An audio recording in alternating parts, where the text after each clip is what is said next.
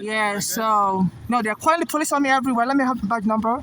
15259. And what's yours? 14833. I'm not breaking the law. All I'm We doing. just gave you our business card. Remember the Yeah, right yeah. there as well. Yeah, I'm not breaking the law. I'm sitting here minding my business. I was a little tired. I was sitting here drinking my juice. And all of a sudden, this police approached me. Said somebody called them and said I was in trouble. I needed help. I said, really?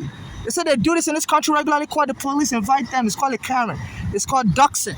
And they can get you in trouble. They call the police. I'm in the You bathroom. don't need anything from us, sir, right? No. No? Okay. So the Brooklyn court has to step in because they have no right to be wasting my time and calling the police on me. I can't do nothing without them calling the police. I'm underneath the umbrella. I'm not breaking any law.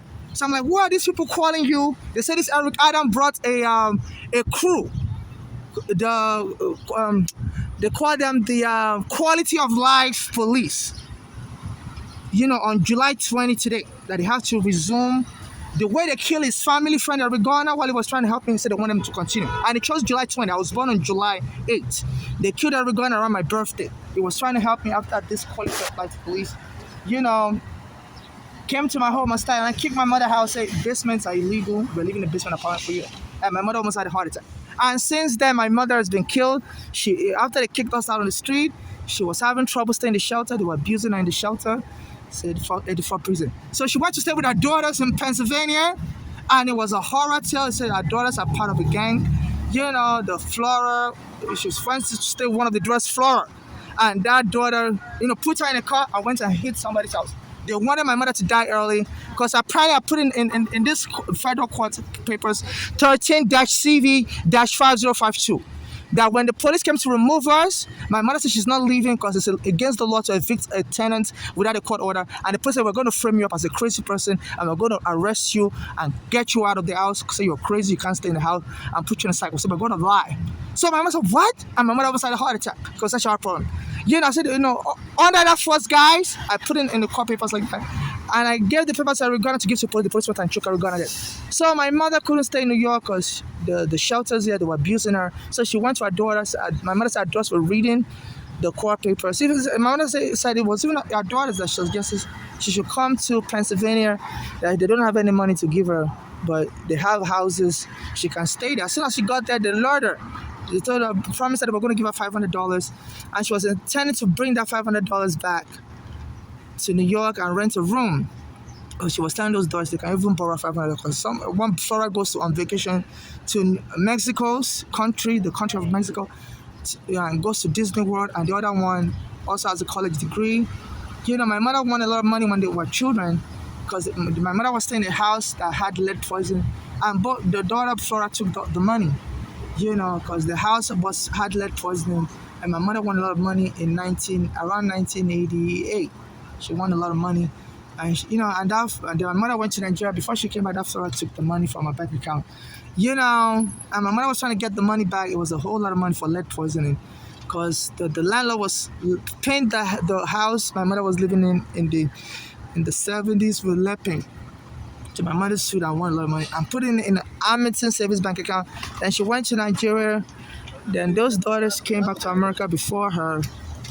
And then, they took the money out of the bank account. So my mother was saying she didn't like the way they took the money out. So she won a portion of the money. But meanwhile, that Flora was spending that money fast. She went to, that Flora would always go to vacation in Mexico. While my mother was homeless, go to Disney World with her own children, Flora. So, and when my mother went to live with that Flora, that daughter Flora would put my mother to come into her car, and they would go and hit somebody's house. My mother said she believed that Flora was doing that to get my mother to have a heart attack. Then her husband was with the U.S. military. Flora's husband, Allende, would try to punch my mother. Said they don't want her no more. She needs to leave. And my mother would be so afraid. I would try to punch her. My mother said they were doing this just to get her to have a heart attack. She doesn't understand why they want her to have a heart attack and die. Then she went to live with the other daughter, Bolanle. So that one was like putting narcotic in her food also, like car antifreeze poison or some narcotic. And that, I said, anytime she eats that food, she was start having heart attack symptoms. So apparently they were trying to get her to die, and make you blame her heart disease, because I put in the Brooklyn court order in 2013, September 9th, I filed.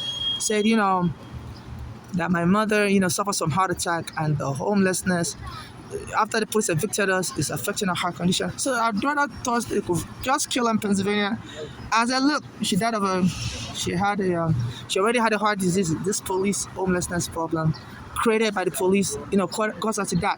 So my mother fled Pennsylvania to come back to New York because she was like, she'd rather be on the street because both daughters were acting real funny. On our way from Pennsylvania to New York, they said she started having a heart attack on the Greyhound bus. But the Greyhound bus still drove her like that. She had told them, she told the Greyhound bus driver that heart is constricting, it's tightening up like it's about to. And the Greyhound bus came and dumped her in Manhattan all the way from Pittsburgh.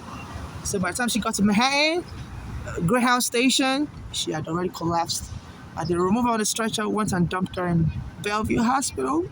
And then she came back to consciousness and she was getting better. And then those daughters were trying to reach her on the phone and she eventually answered the phone that she's now in the hospital, she's better. And she wouldn't tell them what hospital she was in because she knew they were going to try to continue playing their tricks to get her to die of a heart attack again. But so suddenly my mother said she was in shock when those daughters came to Bellevue, all the way from Pennsylvania and continued with their tricks to try to get my mother to die of a heart attack. So my mother said she wanted to leave that hospital immediately, because she didn't know what tricks they're going to pull this time around. So they said those daughters went to told the doctors to just lock her up in a psych ward, that she's mentally disabled. Even though my mother wasn't crazy, I said that got my mother so angry. So they were reenacting what the police did to my mother. Said they were going to get her to leave the house. They were going to frame her as crazy and arrest her and put her in the ambulance to take her to the psychiatric hospital. So the police were, so the daughters were reenacting what I wrote in my court papers. In 2013 they were reenacting in 2015, and they killed my mother that way. They told the hospital to lock her up. And and after they killed her, I went to the medical examiner's office where they held my mother's corpse. I said that I want an autopsy. The medical examiner's office, they wouldn't help me. They were very discriminatory towards me, so I sued them right away. They said that Bolale said that she doesn't want an autopsy done. Which would confirm what my mother was saying. That she believed that Bolale was poisoning her with a poison, like a carcinogen or like a narcotic, or with a poison her food, lacing her food with poison. Anytime she eats that food, that she start having heart attack symptoms. So and the legal community wouldn't help me. I went to lawyers like Scholar. Now it's happened. A NYPD commissioner that resigned last year. His name is Thomas Dolan, and that commissioner said there's something about this quality of life unit from the police. This Eric Adam bucked them back. The Floyd versus City of New York lawsuit in 2013 November. The court here, Brooklyn Federal Court, had ruled that the quality of life police, stop and frisk police, said they were acting against the law. They were just bothering poor New Yorkers for no reason. And asked them to stop, that unit, but they didn't stop that unit. And in 2014, they killed my friend Eric Garner. So this Eric Adam, they said it's friends with Bloomberg. And in 2021, they said Bloomberg gave him money to return as mayor. I was trying to get Bloomberg arrested as the Jewish American mayor at the time Eric Garner was killed by this Court of Life police. So since then, this Eric Adam has brought back the Court of Life police. They are the ones that came here on July 20, 2025. Today's July 20, 2025. So it's trying to get them to kill a second person after they killed his family friend Eric Garner while he was trying to help him. And I think I'm the one they're trying to kill. So the date is significance. It's like they're speaking in court because they killed Eric Garner around my birthday. I was born on July 8, but they killed Eric Garner on July 17. I used to go to a Black American church around that time, and Bishop Jordan Ministries in Manhattan, and he used to say that God deals with numbers. And it says God doesn't believe in double digits. So July 17 will be considered July 8. So God will add 1 + 7. So the kid Eric Garner on July 17, and my birthday is July 8. So I was under immigration surveillance then because my mother brought me in 2000. I was arrested by U.S. Immigration at JFK. So there was something wrong with my visa. That children are not supposed to come here to America with their parents. Even though my mother had a green card, I was a minor child. So since then, I was able to get out of immigration prison, got bailed. But the case took 8 years, before it was finalized. So, but they said when you go to immigration prison, even when you come out, the immigration will have the FBI monitor you forever, So I was under immigration surveillance, FBI surveillance. At the time I met Eric Garner, or in 2014, and they promised to help me at the same place where I met him at, on Bay Street and Victory Boulevard. After I gave them the court papers to give to the NYPD, the NYPD went back there and killed them on July 17th, which is synonymous with my birthday. Because this Black American pastor, Bishop Jordan, says, God always adds digits, 1 plus 7 will be 8. So the kid Eric Adam on July 17th. So I guess in memory of his family friend, this Eric Adam is a Black American mayor. This is a Black Americans who like Africans, that they want Africans like me to suffer everything that happened to Black Americans in slavery. So in honor of his family friend, he said this Eric Adam brought back the Quality of Life Police on July 20th, which is today. And I guess they want me to be one of their first victims. And it chose the date 2.0, 20. So I guess he wants them to kill another person the same in July. And, and I was sitting under the umbrella. I wasn't breaking any law. And they said somebody called and said, I look like I need police help. I'm like, if I'm not breaking any law, why should people be able to call? And the broken federal court said, unwanted police encounters like that has to be documented. It's illegal. And they weren't going to give me any of their badge number or nothing. I said, if somebody's calling the police, without them verifying something is wrong with somebody, they can't just be calling the police on someone. They always call the police on me in the bathroom. And someone using the bathroom to call the police on me in a train station. So they joined with a train station and they said, if that police encounter on Black life is fatal, So my mother's been killed. My father also was living in Nigeria. And after they killed Eric Garner, before they killed Eric Garner, I used to go to Trump's Hotel in Taj Mahal, New Jersey. Because my mother called the police a terrorist organization in 2010 when they took her home. She came to Brooklyn Federal Court here, filed court cases that she needs to go back into her home to get back her passport. And she went on WB11 because she was just trying to get her passport because she needed to travel to Israel to continue medical treatment for her disease. Because she was applying for workers' comp, and she told the judge that the workers' comp board that she needs to go to Israel for continue. That's what a lawyer that was helping her. That was where they based their worker compensation on. Because she was having heart disease, and so she can't continue working. So she was trying to go back to Israel to continue she was trying to go to Israel to continue her heart disease treatment. When the police came into her home, took away, kicked us out and left all our property in the house and locked the door against us. So my mother came to this court to get a passport, but this court was unwilling to intervene in the case. And at the time the case was still fresh. So my mother went on WB11 and called the police news. Helped me Howard at 10 p.m. I believe that was the show she went on. And she called the police a terrorist organization. So they said Trump's friend was one of the heads of the police, former head Bernard Kerik. So I guess he must have heard about it. And he was now working with the Homeland Security. He was now working with it was also in charge of the 9/11 Commission that George Bush appointed to investigate the terrorist attack by foreigners on 9/11. So I guess that really spunk him or whatever, that really got him mad that a foreigner is calling. At that time, my mother had become a U.S. citizen, but she's originally from Nigeria. So I guess that really spunk him or got him mad that a foreigner is calling NYPD the terrorist organization. I decided to punish my mother, so my mother was getting followed. I was getting followed. And regarding that promise to help me and my mother, it was getting followed. And he said that made him angry. His family said that made him angry. On 2014, after I gave him the copy first, at the same place where I met him, they said the NYPD when I choked him there, and they were laughing about it.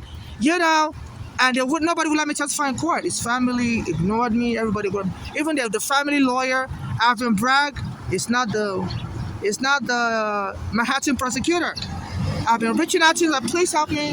This Eric Adam is friends with the Eric Adam family, and since became mayor, the police have been targeting me the more, and it's been, it's been creating all kinds of situation whereby the police can kill me. He said the police should be arresting us in the subway, and they should be banning carts. So I had to leave my cart here.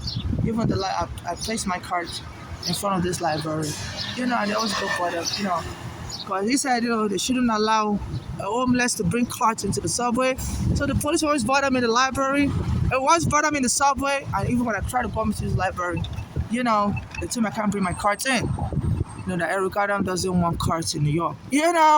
Which is strange. You can't deny people property right. So I have to leave I've been leaving my stuff here trying to get my ID so I can go rent a storage. Because while I've been homeless, they've stolen my ID. I'm a homeless foreigner. They stole my immigration document. Why in 2019 when the police arrested me, for no reason. Close Eric Garner's death also. This Eric Adam was taunting me around that time. Because I used to come here to the train station here. Here by Clinton Street, in front of the Brooklyn Federal Court. And this is called Cadman Plaza. Cadman Plaza. So I used to come here around 2015 after my mother was killed to use the bathroom like 2 blocks away at the train station there. Yeah, and Eric Adam was the borough president. His own office is down the block here, on Cadman Plaza around this area, 4th Street area. And anytime I come to use the bathroom, the police will surround me in the bathroom and tell me to get out, So I'm not welcome in their train station because I was suing their police station here. So I'll go across the street after they chase me. I'll be telling people that, that in Ohio, a Nigerian has just become mayor in 2015. And I said, Iowa, they're allowing foreigners to have driver's license. At that time, Eric Adam was just the borough president of Brooklyn. So I guess he must have heard my voice. And I heard he was helping the Black Americans. He was also a former police officer. And he was helping the Black Americans resolve police brutality issues. He also claimed he's a civil rights activist for Black Americans, quote unquote. Anything pertaining to Black Americans. They said he marched for Diallo, but Diallo was an African killed. The police thought it was a Black American they were looking for. So a lot of Black Americans were interested in the case. But in my case, they're not interested in helping me. This is some Black Americans don't like Africans. So he was taunting me because I used to go in front of his office, and say, please, help me, anyone. The police are harassing me in the bathroom. They've killed my friend at Ricardo. And then in 2019, while he was borough president, they were harassing me everywhere. Anytime I used the bathroom anywhere, the police would show up there. And on that day, July 23rd, 2019, I went to use the bathroom at the Prospect Park train station. So I stopped coming here. I said, let me switch where I'm at. Maybe they would just forget about me. So they had their gangs, the police gang, civilian gang. They were boarding me in the bathroom in a train station called Prospect Park. I used to ride the Q train there. It was a very desolate train station bathroom. Nobody ever used it because you had to go on a step. And it was at the back of the train station where the bathroom was. It was a very desolate area. So when they saw it, I discovered that place. It was very quiet. I could use the bathroom in peace. Soon they started bringing their gang members. Around the time I'm using the bathroom, they'll bring their gang to bother me. So this lady, which was one of the gangs, she was bothering me in the bathroom. So I recorded her as I was leaving. She was by the sink. She was just bothering me, doing all kinds of stuff. It was a hot day. She was playing with a hand dryer for the entire time I was in the bathroom. Said she was drying her clothes. And it was so hot, there was no window. And at that time, I just read in the newspaper that somebody died of a heat exhaustion, and it was so hot in that bathroom. I said, can you stop doing hand dryer? And she always comes there every day to bother me anytime I'm in the bathroom. She will bother me and stuff. So I said, you have no right to turn the hand dryer on. And she turned the hot water on at the same time. And the hot water is not always hot. But on that they wanted her to really torture me. So they increased the temperature of the hot water, and it was smoke from the hot water. She left it on for the entire time of the bathroom and turned the hand dryer on, and it was so hot in that bathroom. It was July 23rd, 2019. It was so hot, and I always wear a straight jacket and stuff because I have anemia, so I tend to feel cold, quickly because I'm always on the street, So I told her, lower turn the hot water on. Off and the hand dryer on. She says she's not going to stop. And she comes to the bathroom anytime I go there. If I go there at 5, she'll come at 5. If I come there, I was like, why are you always stalking? I said, I'm going to report you. I think you're just menacing me. Because at that time, they used to harass me, tell people to bring gangs to attack on the bathroom. Say gays are not welcome in the women's bathroom. And so even in my hand, they will come to the bathroom with me. The thugs there will carry my bag out of the bathroom. So gays are not welcome in the women's and drop it in the trash track. And when I called 911, the police will shake their hands. At that time, so I felt, that was, at that time I was trying to get the Me Too lawyer also arrested. Because I'd quoted that my friend Erigan had been killed around that time, and I said my mother's been killed. The police took my home on Staten Island, naked me. They said that's what they like to search you for, naked when they come into your house. And I said they were sexually harassing me, and they were one of them was at least showing sexual interest in me, asking where I was from. And, I was like, they were making me very uncomfortable. They were watching me naked, searching me naked, And so I called out Gloria Ore. I said, please, can you help me, ma'am? She was in California, and she said, she can't help me because she needs the police and the FBI to arrest Weinstein and R. Kelly, and so she has to bribe them that if she goes against them in any way, they're going to drop the Weinstein and R. Kelly case, and so she's not going to be able to win a lot of money.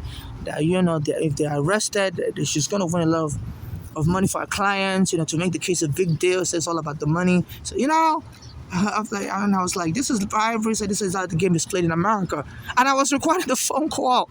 So I saved the on my cell phone. So I saved everything in my bag. So since then, they were trying to drop me and steal that phone call conversation I recorded. So I was on the train. I was like, I have evidence against the Gloria already. It's in my bag. I recorded the phone call I made with her. She was in California. I think she let me talk to her daughter also. And her daughter concurred, that's just the way the game is played in America. You got to bribe the police. And when an arrest is made, you can make a lot of money after you sue. Especially when it's a conviction. It said it was all about the money. They were targeting these superstars, and they were going to get a lot of money. I'm not saying, this superstar didn't do nothing wrong, but she was telling me that's how the game is played. And she was really excited about it, so that's why she can't help it. She doesn't really, she doesn't have anything against me, really, but it's just the way the game is played in America. Say an arrest will bring more money after you sue. So they were all in this, they were all in this cohorts or whatever, so I had to suffer for their game, bribery game. So I started snitching. So after I ended the phone call, I saved the phone call in my cell phone, and I put my cell phone in my bag. So anywhere, since then the police have been trying to arrest me, and I just didn't know why, they would send people to come and bother me in the bathroom, and some of them would grab my bag, throw away my bag into the train track. I will go down to the train track, pick up my bag to save my phone recording. The train would almost knock me over, and the police would shake the hands of the people that bother me.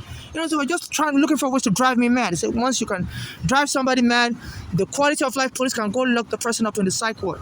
And we'll take all their belongings, because, they can refuse to transport your belongings into the psych ward with you. So I was, running up and down. At that time, when I come to use the bathroom at the train station at 4th Street, the police will come into the bathroom with me, kick me out just to drive me mad. They won't let me finish. As a gay person, use the women's bathroom. So I'll go in front of Eric Adams' office. I'll say, please, this police needs to stop the discrimination. I said, a Nigerian has just become mayor in a town in Ohio.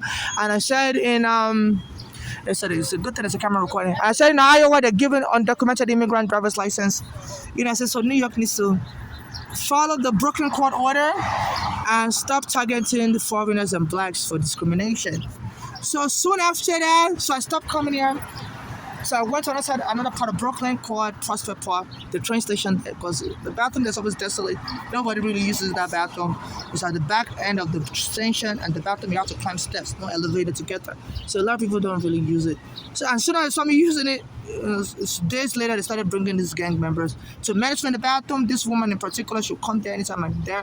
She'll be playing with the hot water, turn the hot water on, turn the hot dryer on to just make it the bathroom hot. In July, it was hot there. And I'll tell her to stop. So I recorded her by the sink playing with the hot water and the hand dryer. So I said, I'm going to post the video online that day, July 20, 2019. And I said, you're not going to be able to stalk me anymore because, I said somebody just died in the Bronx. It was all over the news. I always read my newspapers back then. So I think the FBI surveillance could pick it up, anything I do, because America has spy cameras from satellite. So I guess, since I came out of immigration prison, they said they've militarized the police force. The FBI uses all kind of military, military equipment to watch you. They consider you a subject that has to be put on surveillance. So this is what they do to you after you get out of immigration prison. Forever and ever, they will monitor you. So anything I'm reading in the subway station, they're reading it with me with their spy camera. They said this was how they were able to catch Osama bin Laden. America used the spy camera from space, and they had located him for many years. That was hiding in the Pakistan jungle, but they were putting out wrong information that they're still looking for him, but they were just studying his behavior and wanted to send a sniper team to jump on top of his building from a helicopter, and they burst the door open and they introduce themselves and shoot him dead. And I think Obama alleged, that they've been watching Osama bin Laden for years, but they were just lying in the press that they can't find him, they don't know where he is. They were just studying his behavior to make him comfortable, to try to find out who was snitching to him. They were tapping everything, they were watching his compound. So they said that the U.S. Military and stuff, they lie about things like that, and they love to watch you in secret. So, and they were watching me in secret, apparently, and they were, went to kill my friend Harry Garner, and choke him dead on July 17, 2014. And, every time I read the newspaper, they were watching and the paper I read, and they would send people to terrorize me after in the bathroom. So, I remember that the only thing that seemed suspicious was I just finished reading the newspaper overnight. Saying some people died in the Bronx because there was the room was too hot, there was no window. And then I went to the July 9th, 23rd, 2019. I went to Prospect Park and this lady came there. She was already waiting for me and she had turned the hot water on, turned the hand dryer on.